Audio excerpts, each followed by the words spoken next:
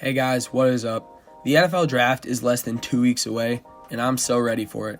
This is my second mock draft this year, and my goal is to try to get one more out before the draft because a lot is going to change, and it always does in the last little stretch before the draft starts. But before we dive into it, please make sure to smash the like button because a lot of work goes into these mock drafts, and it is really helpful for pushing my content out. And also subscribe and hit the bell so you don't miss any future videos. And now, let's get into it.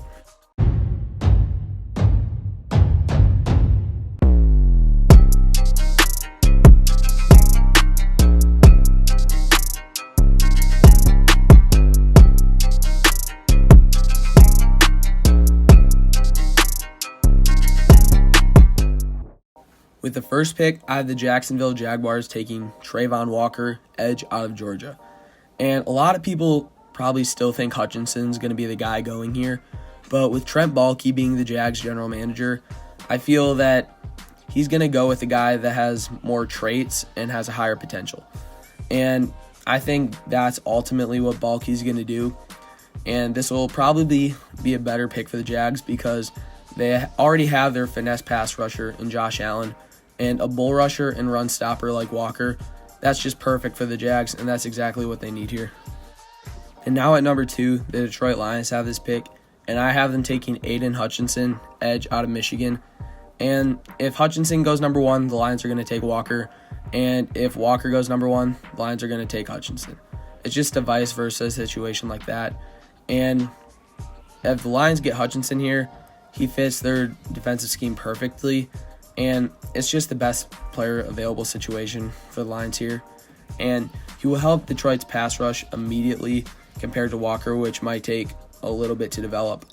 And he's just a very safe pick here, and he's a very good defensive end.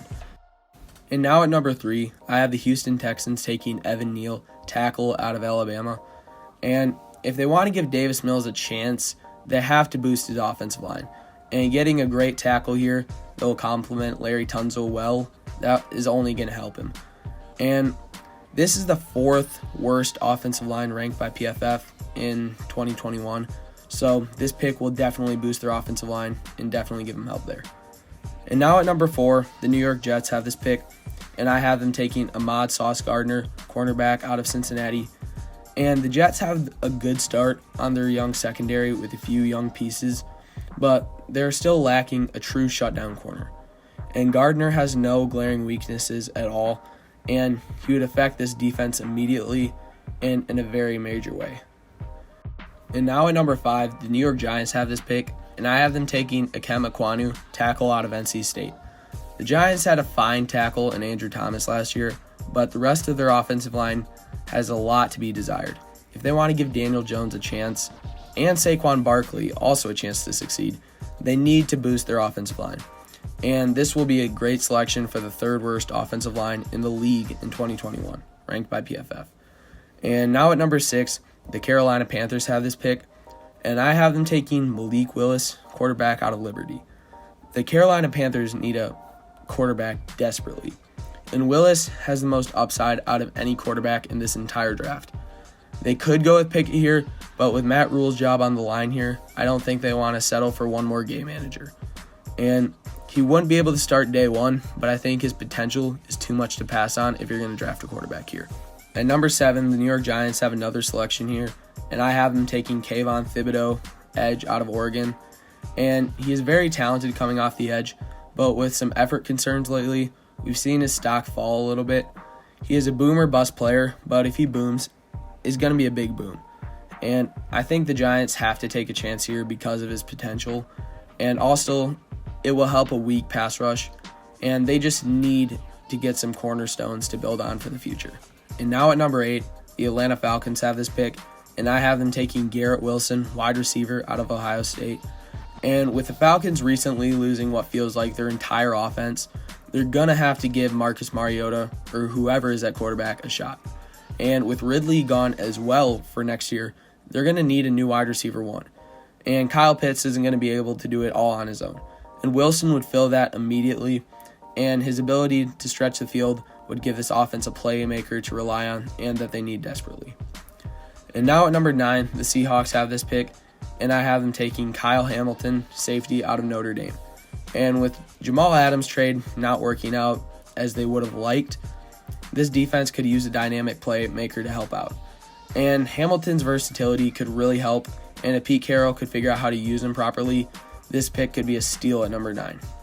And at number 10 here, the Jets have another selection, and I have them taking Charles Cross, tackle out of Mississippi State.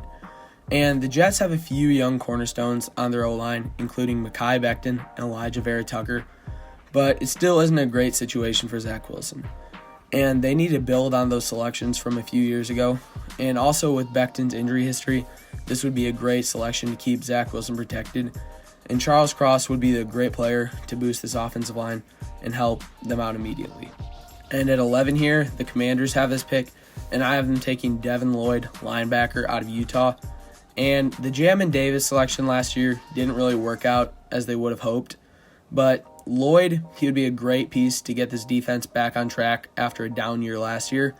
And having a field general in Lloyd that can make plays in coverage and run stopping is exactly what they need. And at number 12, the Vikings have this selection, and I have them taking Derek Stingley Jr., cornerback out of LSU. And after not playing as great since his freshman year and some injuries, his stock has dropped a little bit. And even with him being a boomer bust player, the Vikings need a shutdown corner desperately, and this would be the best pick for them to boost their secondary. And maybe with Patrick Peterson as a mentor, this pick has a better chance of being a boom.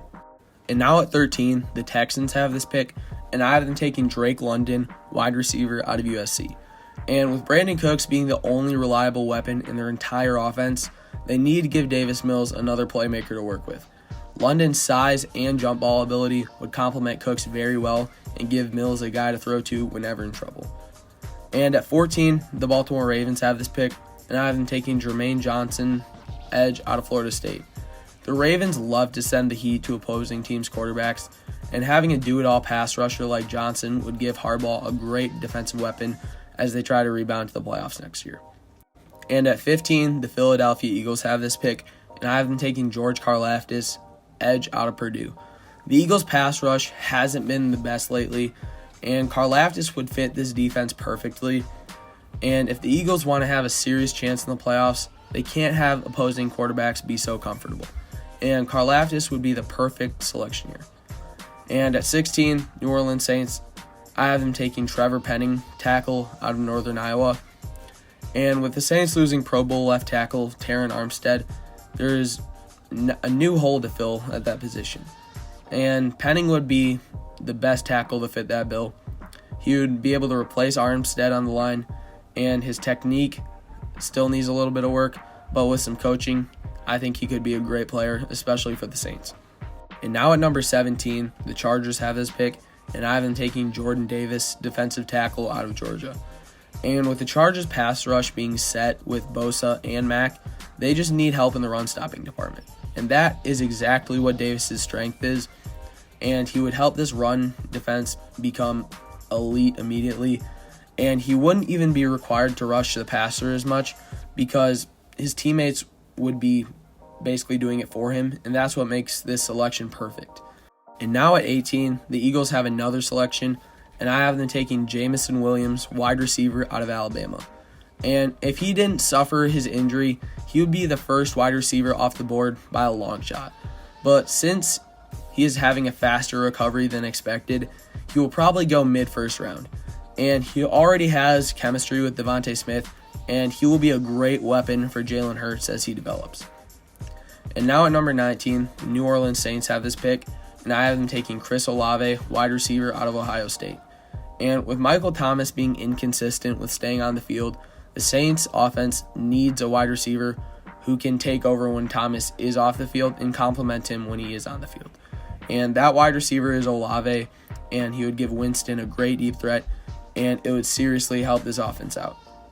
And now at number 20, the Pittsburgh Steelers have this pick, and I have them taking Kenny Pickett, quarterback out of Pitt. And the Steelers are going to need another quarterback to compete with Mitch Trubisky for the starting job. And Mason Rudolph is not a capable starter. Pickett will be able to start right away, and he will be able to do exactly what the Steelers need. Just manage the offense. His potential isn't that high, but you know what you're getting here, and it's the right pick for the Steelers if he falls here.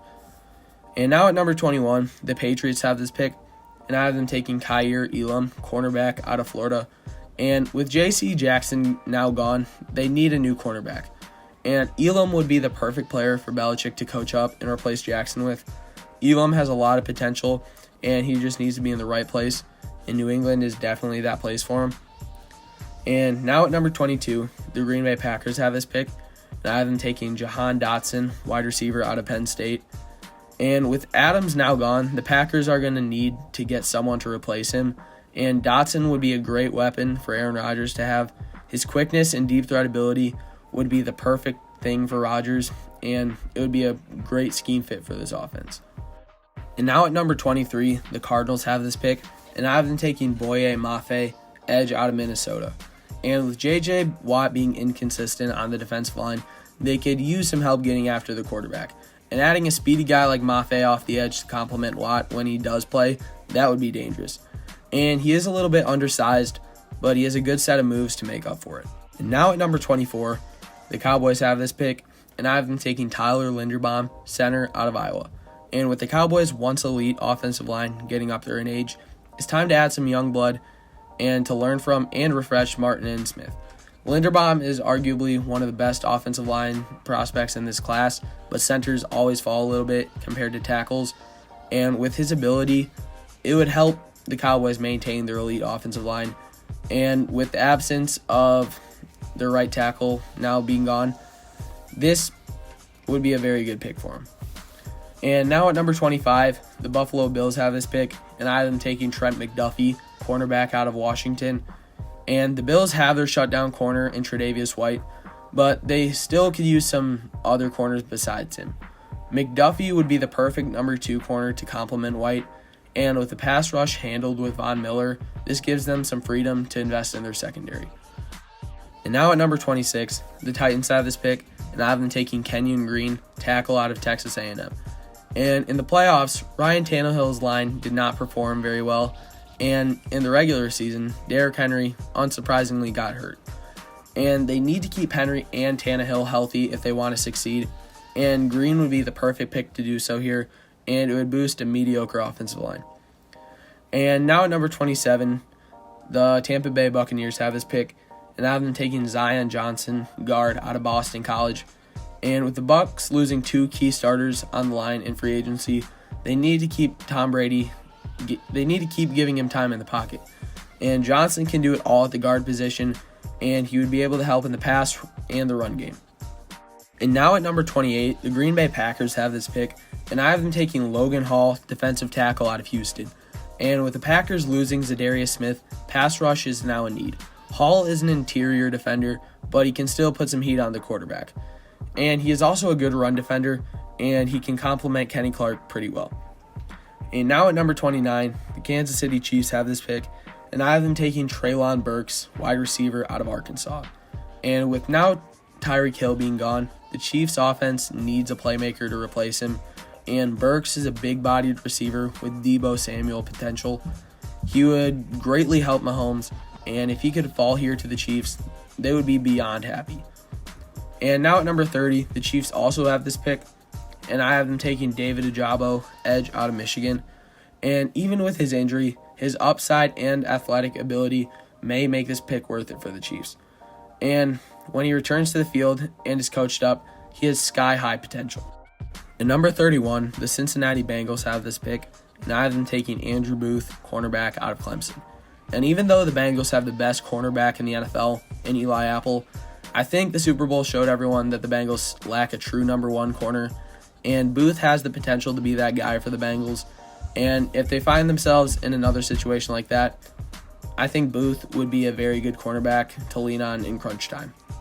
And now at number 32, the Detroit Lions have this pick, and I have them taking Nakobe Dean, linebacker out of Georgia. And Detroit's linebacking core has been very, very weak for the most part over the last couple years. And Dean would be that playmaker at the second level that Detroit desperately needs. And having a guy like this, Detroit's coaching staff would love having him. And just using him as a blitzer, cover guy, and a run stopper, that would help this defense in such a big way. And that's pretty much going to wrap it up for today, guys. And if you enjoyed this video, please make sure to smash the like button because it helps more people see smaller channels like mine. And also make sure to subscribe and hit the bell so you don't miss any future videos. And tell me what you would change about this mock draft in the comments down below. I see every single one of these comments, and I like hearing your guys' opinions on this kind of stuff. And that's going to be it for this video. See you next time.